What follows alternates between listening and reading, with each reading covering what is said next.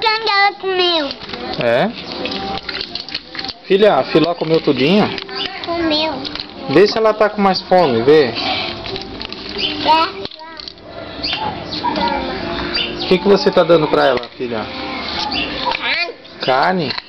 Ela gosta de carne? A carne não tava com muito sal não, filha? Não, tá com açúcar. Tava não? Tá com açúcar. Eles logo gostam com açúcar. Quer açúcar? Com açúcar. Que? Dá uma olhadinha lá, vê se ela quer comer arroz. Vê lá se ela quer comer arroz. Ela vai lá, filha, vai lá. Isso, passa aqui. Quer comer arroz? Eu quero, papai.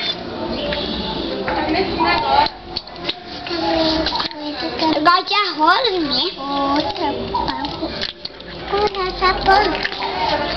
Dá pra ver não. Outra pano.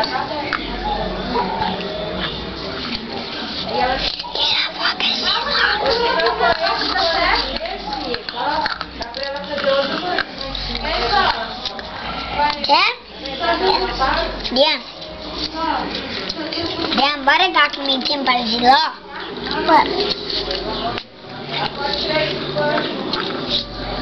Ok, eu vou jogar na panela de ovo.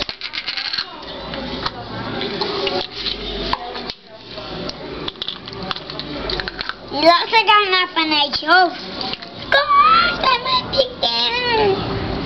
Mariana, eu acho que a Filó quer tomar água. Será? Mas não tem copo. Pega uma panelinha da casa ali, põe água e dá pra ela. Mentirinha? Mariana, toma, ó. Dá uma aguinha pra ela, dá.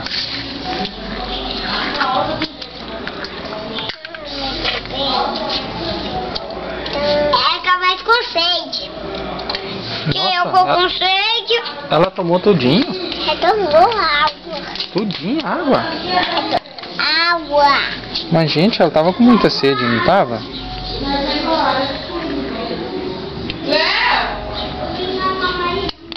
Mariana, você tá comendo um peixinho, meu? O peixinho. A comida dela? E a comidinha? E a comidinha do peixinho? Você deu a comidinha pro peixinho, filha? Quem é essa daí, Mariana? Esse bonequinho, como é o nome dela?